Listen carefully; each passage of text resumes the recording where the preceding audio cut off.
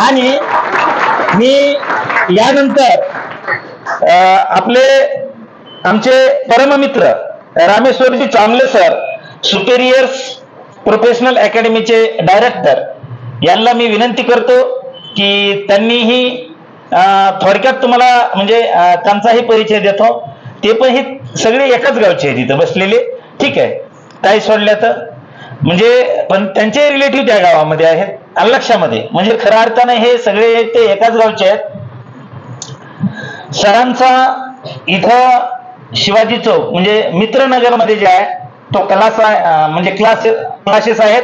त्याचबरोबर त्यांची शाळा पण आहे. सर एक शाळा पण चालवतात.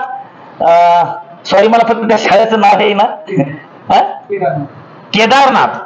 केदारनाथ शाळा सरच चालवतात. अतिशय गुणी व्यक्तिमत्व, अतिशय हुशार आणि बहुआयामी व्यक्तिमत्व.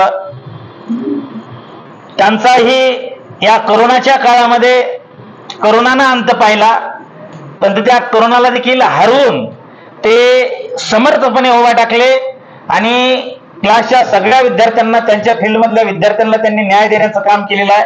अतिशय मोठं व्यक्तिमत्व आहे. भविष्यामध्ये तुम्हाला ते आपोआप कळेल. मी सरांना या ठिकाणी आमंत्रित करतो की त्यांनीही विद्यार्थ्यांना थोडं मार्गदर्शन करावं. आदरणीय रामेश्वरजी चांबले सर.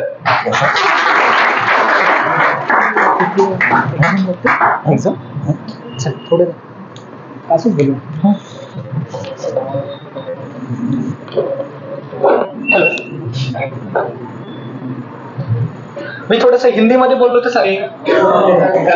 सांगायचं म्हणजे सरांनी एवढे मराठी शब्द मला येणार नाही. आणि इम्पॉर्टंटली म्हणजे ना, मी जिथे शिकवतो ना तिथं मला इंग्लिश आणि हिंदी मध्येच मटेरियल असल्यामुळे आम्ही मोस्टली तर इंग्लिश आणि हिंदी दोनच लँग्वेज यूज करतो. सो आता इथून पुढे लाइक हिंदी मध्ये प्रेफर करें. जैसे अभी सर ने बताया कि लाइक मेरा नाम रामेश्वर चांबले है. मेरी एक कोचिंग क्लासेस है जिसका नाम सुपीरियर्स प्रोफेशनल. थोड़ा रैप अप कर देता हूँ जल्दी ताकि मेन पॉइंट तक आ जाओ. सुपीरियर्स प्रोफेशनल एकेडमी मेरे क्लासेस का नाम है और Shri Kedarnath English school, that's one of the name of my school which is run by again my parent company superiors Edward private limited. Okay, तो लाइक एमपीएससी और ये जो सरल सेवा वगैरह जो कुछ बोलते हैं, इसका और मेरा कनेक्शन दूर दूर तक कहीं पे भी नहीं है. लेकिन फ्रैंकली पूछो तो ना, कुछ बातें हैं जो एग्जाम है तो like someone is going to assess us, right, बराबर ना. तो कोई तो है, कोई एक हाथ बॉडी है, कोई एक हाथ इंस्टीट्यूट है जो हमें असेस करने वाली है, बराबर ना. लाइक वो एग्जाम लेंगे और डिसाइड करेंगे कि like whether I am confident और नॉट, कि अगर कॉन्फिडेंट है तो सिलेक्शन हो जाएगा, नहीं तो I am going to disqualify. यही तो है ना. बड़ी बात है, अगर किसी भी एग्जाम में पास होने ना तो सबसे पहले मुझे क्या लगता है पता है, उस एग्जाम का तो डर होता ही नो डाउट, और साथ ही साथ जो अपनी कंडीशन है ना, कंडीशन, ये दोनों का डर खत्म होना चाहिए. फ्रैंकली यहाँ में से जितने स्टूडेंट बैठे ना, हर एक के मन में एग्जाम का डर है कि नहीं है, फ्रैंकली बोलना है कि नहीं है. और देखो, एग्जाम का तो डर है, हमको ये पता है कि लाइक जो चीज डर के साथ करी जाती है ना, उसमें सक्सेस कंपैरेटिवली नन के बराबर मिलता है, मतलब नहीं मिलता. तब भी हम उस चीज को लेकर ना फिर भी डरते हैं अपन. मतलब एग्जाम को जाना है, लाइक अब मान के चलो कि कल की डेट में तुम्हारे लिए तलाठी भर्ती का एग्जाम है या फिर कोई अन्य एग्जाम में, उसके लिए जा रहे हो. आप मन ही मन क्या सोचे, हो गया तो क्या, मम्मी क्या बोलेगी, पापा क्या बोलेंगे, फलाना क्या बोलेगा, दिमाग क्या बोलेगा. अरे जिसको सोचना सोचने दो, सोचना उनका काम है ना. बट ये डर के साथ अपन एग्जाम देते हैं, तो मुझे फरास लगता है ना कि ये एग्जाम का डर खत्म करने के लिए ना हमें क्या करना चाहिए पता है. जो कोई हमारे लाइक टीचर लोग हैं, जैसे आपके केस में ना बारगिरी सर और चलवाड़ सर है ना, अब इनके साथ आपको ना डायरेक्ट कांटेक्ट में रहना चाहिए. सब्जेक्ट का डर अगर कोई खत्म कर सकता है ना, तो वो आपको जो कोई पर्सन गाइड कर रहा है ना, वही खत्म कर सकता है. और इसमें एक बहुत इंपॉर्टेंट बात है, जैसे देखना कोविड के बाद ना, मतलब पोस्ट कोविड एक ऐसा एरा बन गया ना एजुकेशन के अंदर कि जहां पर ना सब चीजें वर्चुअल हो गई है. देख लेना, और दिल्ली में बैठा हुआ एक टीचर आपको पढ़ा सकता है, लेकिन आपका डर खत्म नहीं कर सकता. मानते हो नहीं मानते? औरंगाबाद में बैठा हुआ कोई पर्सन है जो आपको लाइक पर सर से मुझसे भी बेहतर पढ़ा सकता है, बट आपका डर खत्म कौन करेगा? तो इसलिए मुझे क्या लगता है, इन पर्सन होना बहुत जरूरी है. तो सर मतलब दोनों टीचर्स आपके लिए बेहतर है, एक दूसरे के साथ मतलब वो भी कम्युनिकेशन में रहते हैं, तो आप भी उनके साथ कम्युनिकेशन में रहोगे ना. तो मुझे क्या लगता है पता है, वो एग्जाम वाला डर तो लाइक वो खत्म कर देंगे. तो रही बात लाइक अपनी जो कंडीशन है, उस कंडीशन का डर कैसे खत्म करें, इसके लिए क्या मतलब सोल्यूशन हो सकता है. तो इसके लिए ना एक ही है यार, फेल हो गए ना तो होने के बाद सोचो कि क्या करना है। जैसे ना उन्होंने एक सर करीम सर से क्वेश्चन किया था कि अगर फेल होने के बाद आपने क्या सोचा था, तो सर ने मतलब एग्जाम देते टाइम पे नहीं बोला था कि मैं क्या सोच रहा था, उन्होंने क्या बोला कि एग्जाम लाइक रिजल्ट आ गया उसके बाद मैंने सोचा कि अब क्या करना है। तो आपको भी ना सेम चीज करनी है, रिजल्ट आने के बाद सोचो कि क्या होगा, नहीं हो गया तो क्या आपका प्लान बी जो कोई है वो रेडी रखना। और मतलब क्या बोलते हैं, मुझे थोड़ा सा एक चीज एडिशन करनी है, मतलब ये सबकी साइकोलॉजी अलग अलग होती है, मेरी साइकोलॉजी थोड़ी सी डिफरेंट है। मैं क्या बोलता हूँ बता, देखो प्लान बी होना ऑलवेज बेटर है। देखो मेरी साइकोलॉजी का प्लान बी अलग है और सब्सटीट्यूट होना अलग है। आपने जो क्वेश्चन पूछा ना वो मुझे लगा कि थोड़ा सब्सटीट्यूट के हिसाब से सोचा था। सब्सटीट्यूट कुछ भी नहीं रखना है, तू लाइक आपको जो कुछ करना है ना वही फुल एंड फाइनल है, उसके लिए वो सब्सटीट्यूट है क्या, नहीं। बट लाइफ में ना प्लान बी का होना बहुत जरूरी है। एक फैक्ट है कि लाइक जितने भी अब जैसे देखो ना, मैंने सुना कि 13 लाख के अराउंड एप्लीकेशंस आ चुकी है वो जो तलाटी भर्ती के लिए, and there are around 4000 something post. तो जाहिर सी बात है कि लाइक बचे हुए वो लाइक 12 लाख समथिंग ऊपर जो कोई 96,000 जो लोग हैं वो तो सिलेक्ट नहीं होने वाले। आप समझो उन्होंने बोला कि नहीं मुझे यही करना है, दैट्स फुल एंड फाइनल, नहीं हो गया तो कुछ भी नहीं, तो प्लान बी फेल हो जाएगा ना। तो आपके लिए ना प्लान बी बेहतर होना, मुझे लगता है कि प्लान बी होना चाहिए।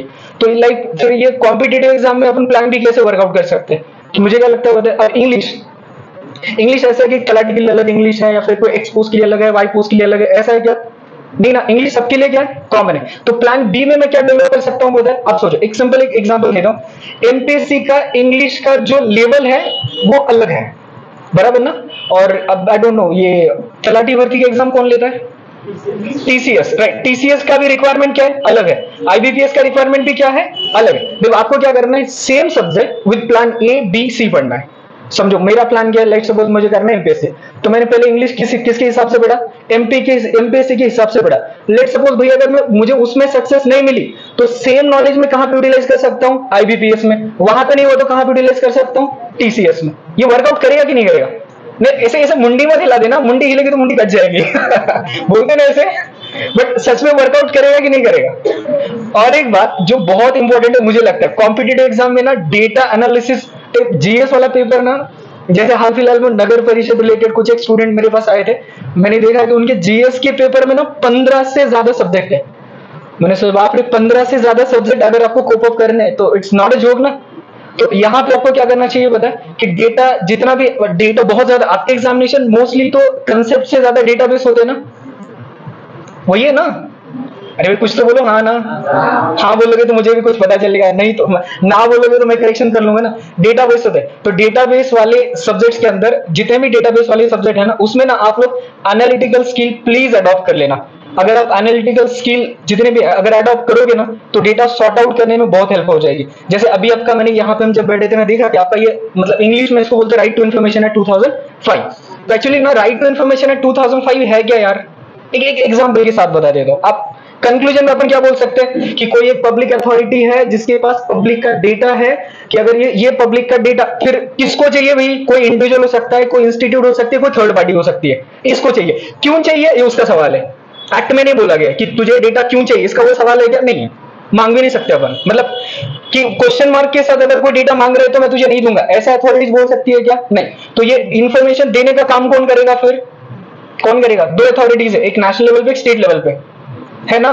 तो अपन को लाइक ऐसे एनालिसिस करना है, नेशनल लेवल पे अथॉरिटी है, स्टेट लेवल पे अथॉरिटी है, फिर अगर एक अथॉरिटी है तो उस अथॉरिटी में कुछ एक कंपोजिशन होती है, कंपोजिशन है तो फिर या तो बॉडी रहेगी, कमिटी रहेगी, बॉडी है कमिटी तो उसके प्रेसिडेंट वाइस प्रेसिडेंट बाकी मेंबर आ गए तो उसमें फीमेल के मेंबर आ गए, मेंबर आ गए तो उनका अपॉइंटमेंट आ गया, अपॉइंटमेंट आ गया तो रेमोनेशन आ गया, रेमोनेशन में आ गया तो फिर उनका रिमूवल भी आ गया। इतनी सारी चीजें आती है ना, बट इतने सारे डेटा को अगर मैं एक तरीके से, जैसे मैंने बोला अगर अपॉइंटमेंट है तो रिमूवल है तो रेमोनेशन है तो फिर उसकी राइट्स है तो रिस्पॉन्सिबिलिटीज है। इन चीजों को अगर हम रिलेट करते करेंगे तो डेटा एकदम नलीफाई हो जाएगा। नलीफाई मतलब मैं उन चीजों को बहुत अच्छे से एनालिसिस कर पाऊंगा। तो डेटा एनालिसिस का मुझे लगता है कि कहीं ना कहीं आप लोगों को हेल्प हो सकता है। फिर ये चीजें ना क्यों, मतलब डेटा एनालिसिस इतना इंपॉर्टेंट क्यों है, क्योंकि हम पढ़ाते हैं इनकम टैक्स एक्ट, ये भी एक्ट हम भी पढ़ते भी हैं। एक इनकम टैक्स के ना तो इतने सारे सेक्शंस होते हैं, उन सेक्शन में ना कोई एक छोटी सी चीज ढूंढ के हमको अप्लाई करनी पड़ती है, तो वो चीज शायद मुझे लगता है कि आप लोग अप्लाई कर सकते हो। राइट, इतना ही बोल सकता हूँ मैं, ज्यादा कुछ आपकी लाइक मतलब आप जिस फील्ड से बिलोंग करते हो वहां से मैं बिलोंग नहीं करता, इसलिए मैं ज्यादा चीजें तो नहीं बता रहा हूँ। ओके। और जैसे सर बोले थे कि लाइक हाँ आई डोंट थिंक सो कि मैंने इतना भी बड़ा कुछ अचीव कर लिया कि मेरा भी फेलिसिटेशन किया जाए। ओके, थैंक यू फिर भी आप लोगों ने मुझे चांस दिया बोलने के लिए।